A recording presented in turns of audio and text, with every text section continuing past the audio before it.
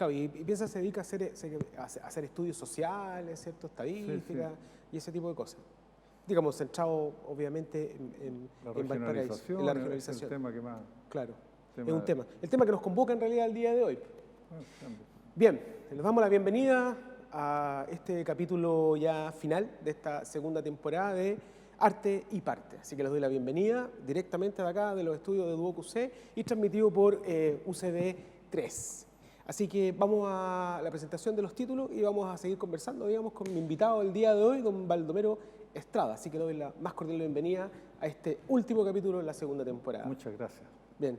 Bueno, vamos a seguir conversando después de los títulos iniciales sobre los temas que nos convocan, que son la emigración y también Valparaíso, que es un tema de nunca acabar, ¿o no? Sí, no, están íntimamente relacionados, así es que muy buena la combinación. Hablar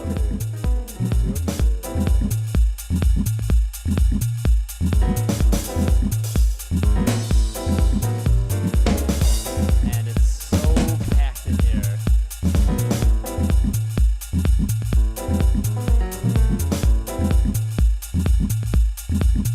The band sounds great. Double penny whistle track.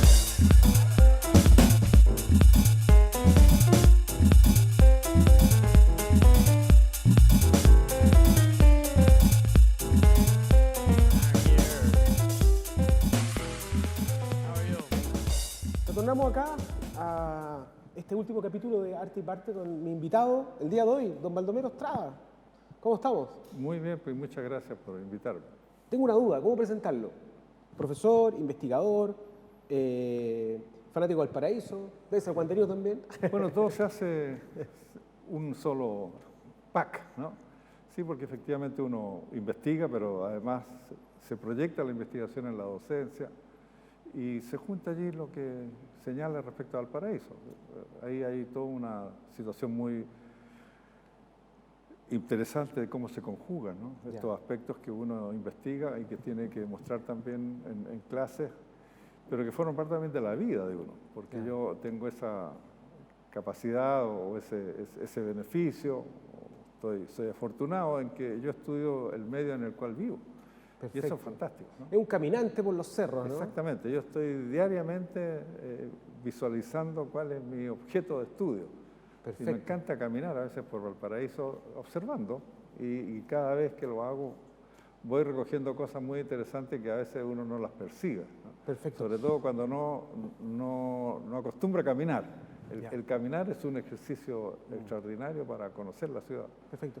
Pero uno de los focos, digamos, digamos, dentro de su proceso de investigación, tiene que ver con la inmigración. Específicamente la inmigración en Valparaíso, ¿cierto? Y antes de comenzar con esto, me gustaría que hiciéramos esa aclaración, porque está sujeta siempre a contradicciones, malentendidos, esta diferencia entre emigrar e inmigrar, ¿cierto? Bueno, el tema de la migración en Valparaíso, de la inmigración, ¿no? Los que llegan son los inmigrantes. Claro. La emigración es la salida de migrantes. En el caso de Valparaíso, ¿cómo yo llegué a esto? ¿Cómo me motivó? Primero, yo sabía que tenía que hacer una proyección de mi inquietud como investigador en el medio en el cual yo vivía. No quería hacer una proyección o una realización de mi inquietud como historiador en un ámbito en el cual yo no tuviera un mayor conocimiento, no tuviera una mayor vivencia. Se puede hacer, es legítimo y se puede hacer. Yo tenía muy claro desde estudiante que yo tenía que detenerme en Valparaíso. Valparaíso era un lugar con una riqueza histórica muy importante y siempre yo le decía a los estudiantes, miren, a través de Valparaíso se puede hacer historia universal. Valparaíso es consecuencia de todo un proceso. Es un universo, ¿no? De todo un proceso de lo que es la proyección del imperialismo europeo, de lo que es la proyección de la globalización. Y Valparaíso lo podemos estudiar de la manera como podemos estudiar Buenos Aires, como podemos estudiar Callao, La Guaira, Río de Janeiro, en fin. Es decir, son puntos que están íntimamente vinculados y relacionados con lo que es la expansión a partir de los procesos económicos que se van a vivir desde Europa. Así que el lugar, la posición de Valparaíso es una ventana para desarrollar lo que es el conocimiento de la historia universal. Pero esa migración tiene que ver como con su condición de ciudad-puerto, ¿cierto? Principalmente. Sí, exactamente, claro.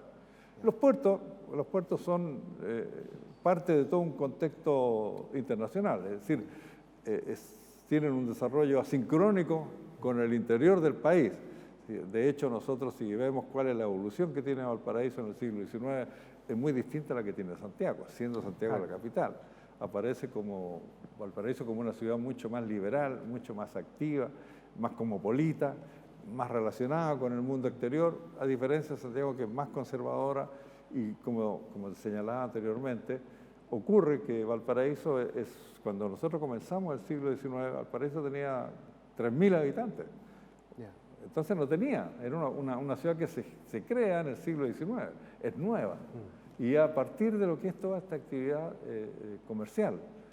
Que eso fue principalmente por producto de los migrantes, ¿cierto? Claro, entonces llega una fuerte migración de españoles, del italianos, interior ¿cierto? y del exterior. Sobre todo van a empezar a llegar a partir de la segunda mitad del siglo, que sin ser tampoco una cosa extraordinaria, no es una inmigración masiva como la van a tener Argentina o Brasil, pero sí va a tener mucha incidencia en la actividad interna de la ciudad. Y hasta el día de hoy nosotros vemos que el quehacer económico, sobre todo el comercio, la industria, está todavía muy, muy marcado por lo que es la presencia de los descendientes de los migrantes. Y aquí aparece otra pregunta, porque la migración, ¿cierto? Está de alguna manera un poco manoseado el tema actualmente, ¿cierto? Antiguamente, al comienzo del siglo XIX, como lo planteaba, fue muy beneficiosa para la ciudad, era bien entendida, pero al día de hoy la migración provoca problemas, a malentendidos. No, yo creo que no provoca problemas, la gente le provoca problemas. Inventa problemas. Eso. O malinterpreta o por ignorancia visualiza muy mal el tema. Nosotros hoy día estamos un poquito más del 6% de migrantes, que eso está por bajo de los promedios que se producen en los países de la OCDE, pero es una cifra absolutamente manejable y que tiene un efecto bastante positivo dentro de los ámbitos que uno quiera analizarlo. Si usted me dice, mira, en el ámbito económico, bueno, ellos están haciendo un aporte importantísimo al desarrollo, al crecimiento económico y al desarrollo de las actividades, porque ellos no están copando puestos de trabajo, como muchas veces se señala, de población chilena. No es así. Por otro lado, eso es importante que ellos ingresen de manera legal y se generen procesos y mecanismos que posibiliten y que hagan más eficiente también la situación, porque yo me he dado cuenta por lo que he podido ver, que esa cuestión es muy, muy engorrosa, mucha burocracia, y no facilita la posibilidad de que el migrante se transforme en un ciudadano chileno, con derechos y deberes plenos. Claro. Porque los migrantes, bueno, pagan el IVA, pagan todos los impuestos, y cuando ellos utilizan los servicios de salud, también lo pagan como corresponde. Y ellos usan mucho menos los servicios de salud que nosotros, porque el segmento que llega a Chile son jóvenes. Perfecto. Son jóvenes que recurren muy poco al hospital. No se enferman. Y los que, claro, con lo que van, sí, lo que sí tiene una tasa de natalidad mayor que nosotros, lo cual es muy positivo, porque nosotros tenemos una tasa de natalidad ha ido envejeciendo baja. Chile. Así que eso es un aporte muy interesante para la población del país. Así que por donde uno lo vea esto, si uno quiere analizar esto por último de una perspectiva cuantitativa, los indicadores que ellos poseen respecto a nivel de instrucción, por ejemplo, están por sobre el promedio nuestro. Sí, mucho. Eso es verdad. De ver nomás en qué nicho ellos se están insertando. No es solamente en aquella actividad de servicio en que no tienen posibilidades por desconocimiento del idioma, como puede ocurrir con los haitianos. Claro. Pero nosotros vemos en los niveles profesionales están llegando muchos o algunos que tienen un nivel de instrucción o tienen un nivel profesional alto, no pueden ejercer su profesión por problemas de tramitaciones o porque no les permiten ejercer plenamente en su oficio. Pero nosotros vamos a ver que hay muchos médicos, por ejemplo, venezolanos, evidentemente ellos tienen que pasar por un proceso que es obvio, que tiene que ser así, pero vemos nosotros que hay una afluencia de gente que es un aporte, hay un capital humano interesante que para el país sirve. Lo que pasa es que este tema tampoco es muy novedoso, ¿eh? Esto de que la gente tiene una serie de reservas. Por ejemplo, yo una vez tuve la posibilidad de dar una charla sobre este tema y llevé una documentación y le dije, mire, les voy a leer el diario. Les voy a leer el diario respecto a lo que aparece aquí sobre los migrantes. Y ahí decía que los migrantes venían a quitarle los empleos, el trabajo a los chilenos. Salía que los migrantes eran mayoritariamente, estaba compuesto por criminales, personas que venían a cometer delitos. Y tercero, decía allí que ellos portaban enfermedades peligrosísimas, ¿no? Claro. Bueno, y hablaban de la letra, en fin. ¿no? Bueno, leí todo eso y que no contribuían al desarrollo del país porque lo que hacían era vender dulce, confite decía, y vendían estos remolinos en las plazas. Sí. Esto está acá, en este libro de Inmigración Internacional. Sí, deja terminar la historia. Bueno, y le dije, ¿de cuándo esto? ¿De cuándo esto? Esto que estoy leyendo. Bueno, es contemporáneo. No, es de 1890. En 1890 se esgrimían los mismos argumentos que se esgrimen ahora respecto a los migrantes. ¿Y quiénes eran esos migrantes? Esos migrantes eran italianos y españoles. Los mismos que nosotros vemos hoy día, que son los que tienen un control muy fuerte, muy importante y muy positivo de la economía local. Esto está planteado en este libro, Inmigración Internacional en Chile, un tema en desarrollo. Claro, efectivamente ahí se reúnen una serie de artículos que muestran justamente de qué manera, a través de la historia del país, porque esto de la migración es una situación que nosotros hemos vivido desde hace muchos años. Lo que pasa es que aquí de repente estalló, ¿cierto? Claro, ahora creció, aumentó, claro, pero fue muy fuerte. Tiene que ver también con todos los procesos que estamos viviendo y de los cuales nos estamos beneficiando. Nosotros hablamos de globalización. Globalización significa internacionalización. Sí. Significa que tenemos que compartir con más gente, tenemos que abrir nuestras fronteras. Y así como que queremos que lleguen productos desde otras latitudes, bueno, también tenemos que asumir que viene gente. Y los indicadores también son positivos en el sentido de que, ¿por qué viene la gente? Porque el país está creciendo, porque es un país atractivo. Yo tengo la sensación también de que el chileno en general, él ya no quiere hacer ese tipo de trabajo ya. Entonces ahora lo toman los inmigrantes, porque yo ya no voy a atenderla, no voy a ser bombero en la vecinería, no voy a vender dulces. Entonces está creciendo también esa cosa un poco, digamos, ese crecimiento económico también, pero también hay una cosa como aspiracional del chileno también. Por supuesto, y eso es legítimo, pero hay que asumir entonces de que esa situación tiene un proceso evolutivo en que nosotros, es legítimo que uno quiera mejorar sus condiciones de vida, es obvio. Y no va a querer trabajar en turnos que signifiquen trabajar en la noche, por ejemplo, ¿no? O trabajar ahí en la calle, que obviamente es un trabajo bastante complicado y implica, ¿no es cierto?, un gran esfuerzo. Pero bueno, viene gente de afuera que está dispuesta a hacer eso con mucho esfuerzo. Pero hay otro tema interesante respecto a lo que son los migrantes. Cuando uno dice, hay indicadores objetivos que uno puede decir, mire, tienen mayores niveles de instrucción. Eso, claro, lo podemos medir nosotros, pero nosotros no medimos las cualidades y las capacidades psicosociales que tiene un inmigrante. Un inmigrante viene dispuesto a hacer cualquier tipo de trabajo. Y lo va a hacer con esfuerzo y se va a dedicar. Y los migrantes chilenos también hacen lo mismo. Los que emigran de Chile y nosotros sabemos muchas historias de chilenos que han llegado a Nueva York, que sin saber nada de inglés, con una formación muy limitada, pero han sabido defenderse. Es porque están provistos de una capacidad, ¿cierto?, que lo hace distinto y que lo diferencia de la sociedad a la cual él pertenece. Pero claro, tomando un poco en consideración esas palabras que el diario decía, que está aquí. El caso de Donald Trump, por ejemplo, Donald Trump, su principal votación fueron los emigrantes que hay en Estados Unidos, que lo defendieron, digamos, y de alguna manera ayudaron a que él saliera. Efectivamente. Claro, lo que pasa es que en Estados Unidos también la cosa es... Porque dicen, no, que odia a los extranjeros, que el muro...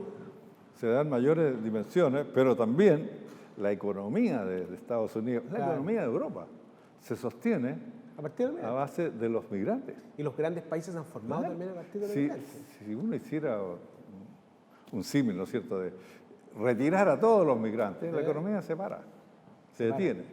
Entonces, claro, hay que asumir de que es el término migrante también a lo mejor tendríamos que eliminarlo, ¿no? O sea, yo creo que porque todos hemos sido migrantes. Sí, estamos de acuerdo. Todos hemos sido migrantes. Entonces, ¿Qué es lo que le diferencia a una persona, que hay personas que llegaron de 2, 3 años, que ellos han asumido ya la identidad, que ellos se han integrado, se han asimilado a la sociedad que lo recibió, y por lo tanto ellos tienen todos los derechos y tienen todos los deberes de cualquier otro ciudadano que haya nacido en el país. O sea, la diferencia está determinada por el lugar. Hay que generar una instancia política educativa en general sobre la migración, porque yo no he visto en ninguna parte que eso se enseñe. O sea, uno se maneja, digamos, por lo que te dictan los medios de comunicación, que de repente puede estar absolutamente trastocado, como las redes sociales, ¿cierto? Y los comentarios que uno puede recibir en la calle, pero eso dista mucho de la realidad. Entonces aquí no hay una política también educativa para que los ciudadanos nosotros entendamos qué es lo que significa una migración, desde un punto de vista histórico y desde un punto de vista económico también, y lo beneficioso que puede llegar a ser. No, por supuesto, sí, efectivamente hay un tema también cultural que es colectivo y que es también histórico. Okay. Nosotros somos un país muy aislado. Nosotros estamos encerrados entre la cordillera y el mar, entonces hemos tenido muy pocas posibilidades de relacionarnos y vincularnos con nuestros vecinos. Perfecto. Entonces, yo, que soy muchísimo más viejo que tú, yo recuerdo en los años 70, el gran viaje al extranjero era ir a Mendoza. Sí, absolutamente. En esos autos grandes, ¿cierto? Claro, ir en auto. Y el tren. Sí. Oye, el tren. Acá me quiero remitir también a un libro que tú tienes específico porque tu estudio se ha centrado en los españoles en Valparaíso. Bueno, ese es un trabajo que hice efectivamente porque los españoles es la colectiva más grande que hay en Valparaíso. Y todavía se puede percibir eso. Después los italianos, sin ¿no? duda. Y luego los italianos. Y ambas colectividades tienen una presencia muy fuerte en la ciudad, sobre todo si uno quiere revisar el ámbito comercial. Ferretero y panadero, eso. No solamente, bueno, uno puede, claro, eso fue lo que más lo identificó Claro. en determinado momento, pero nosotros vemos hoy día que hay muchas tiendas Sí. ancestrales, que siguió toda una tradición acá La tienda del Cóndor, en por la ejemplo, son región. asturianos. Sí, no, y a veces uno no advierte la identidad que tienen muchos establecimientos porque ya se han integrado esos apellidos a la dinámica social de la ciudad y no percibe. Pero efectivamente la presencia de ellos es muy fuerte y es muy importante. La puede visualizar uno en distintos ámbitos. Claro, al comienzo nosotros lo vemos en el comercio, pero uno después dice, bueno, en las segundas generaciones, en el ámbito profesional.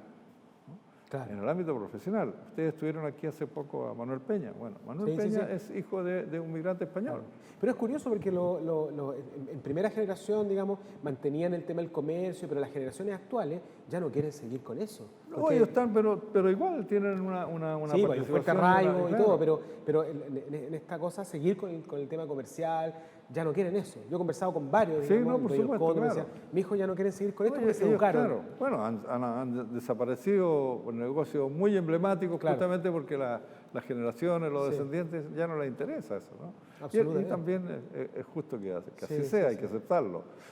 Pero vienen renuevos, ¿no? Hay otros grupos que migran y que también se comienzan si nosotros revisamos hoy día cuáles son las fortunas más importantes de Chile, son migrantes, ¿no? Migrantes, sí.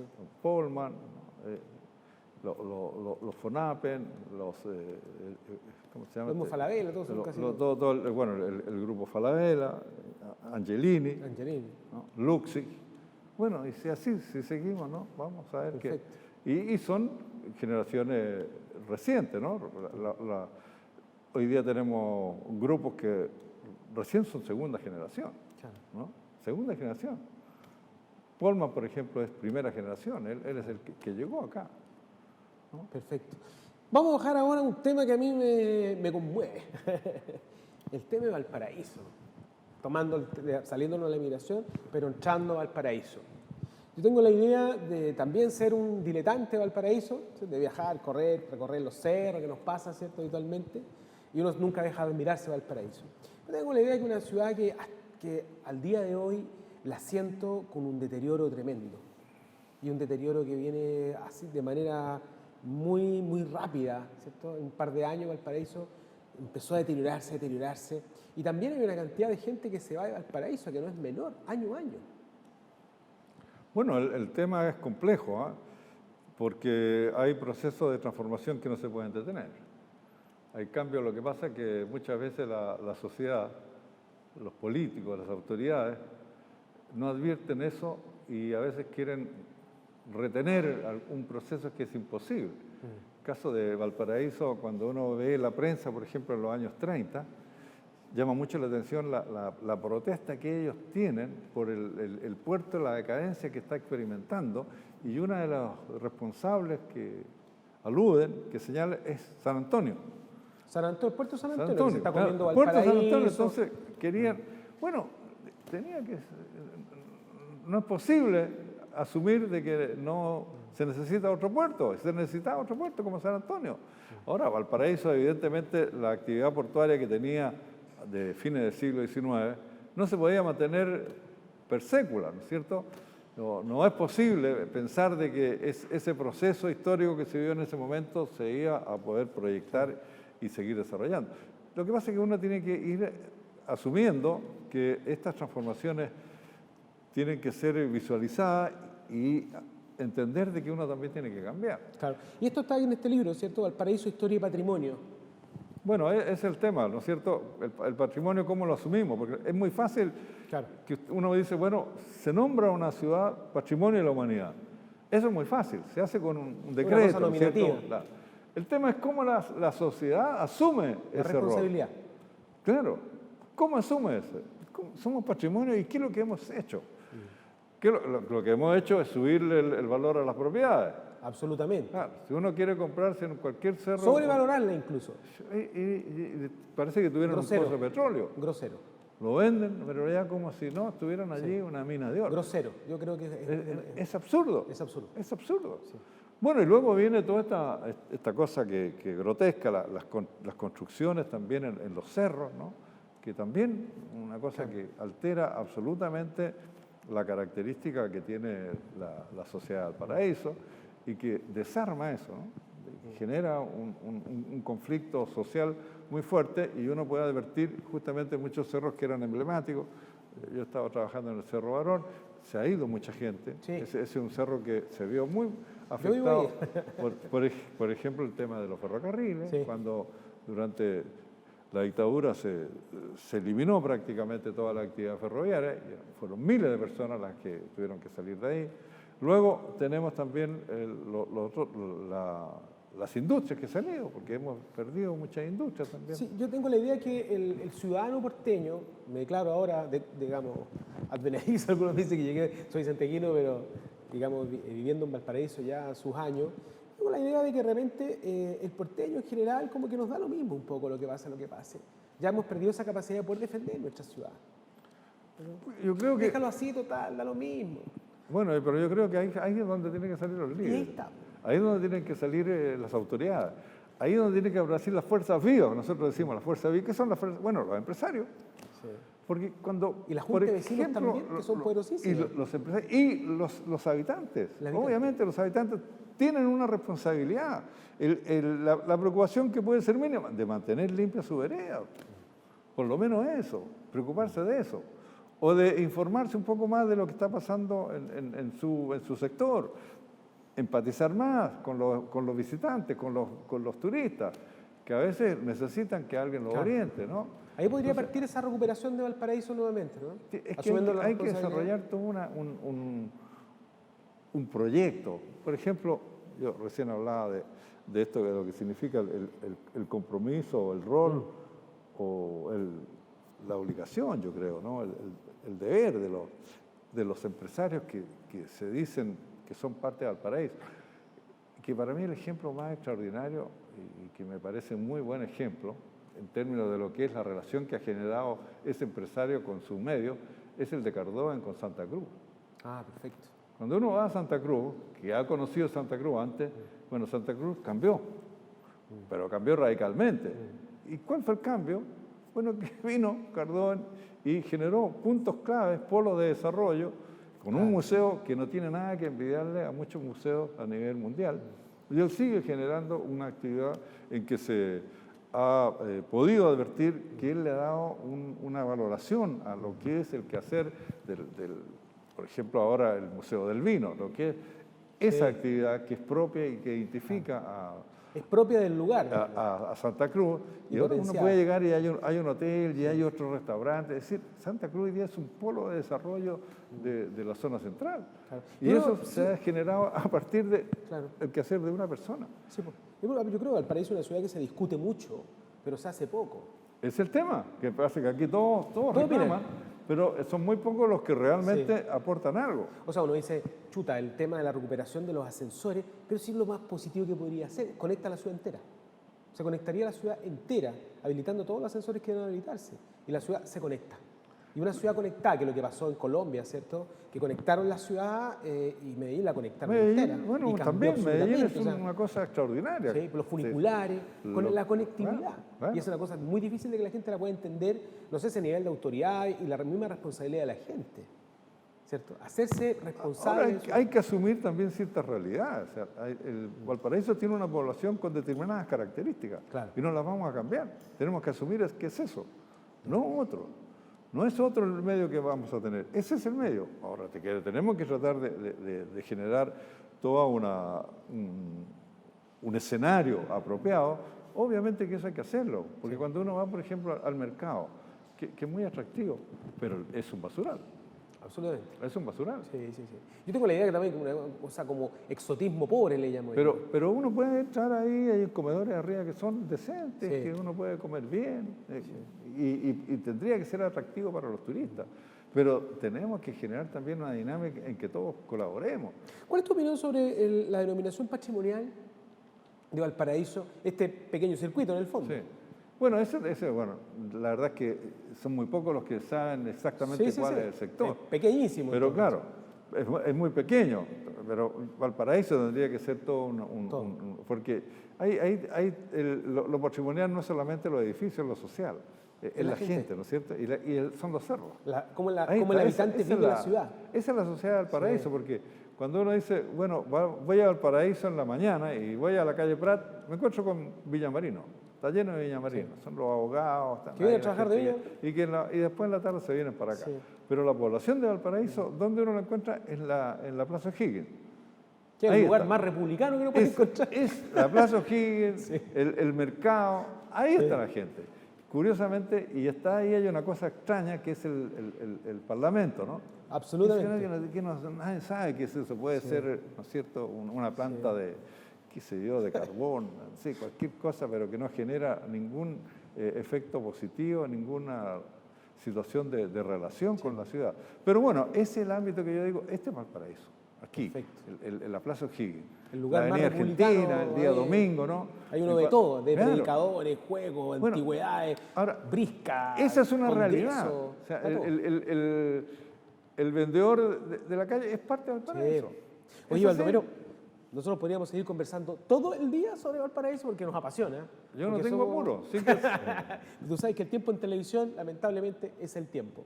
Te doy las gracias por haber participado en esta conversación, que podría ser para 40 capítulos más sobre Valparaíso, y te dejo cordialmente invitado para una próxima temporada, porque este es el último programa de Arte y Parte, así que te doy infinitas gracias a todo el equipo, digamos, por No, haber al participado, contrario. por tu generosidad también en los le conocimientos. agradezco que pueda hablar de esto. Sí, es apasionante, sí. Sí, por supuesto. Y nosotros nos estamos viendo esperamos en una tercera temporada de Arte y Parte, acá grabado en los estudios de Duoco CS Viña del Mar y transmitido por UCB Señal 3. Así que les doy la más cordial despedida y esperamos encontrarnos. Hasta luego. Oye, muchas gracias por haber venido, te pasaste, podemos seguir conversando.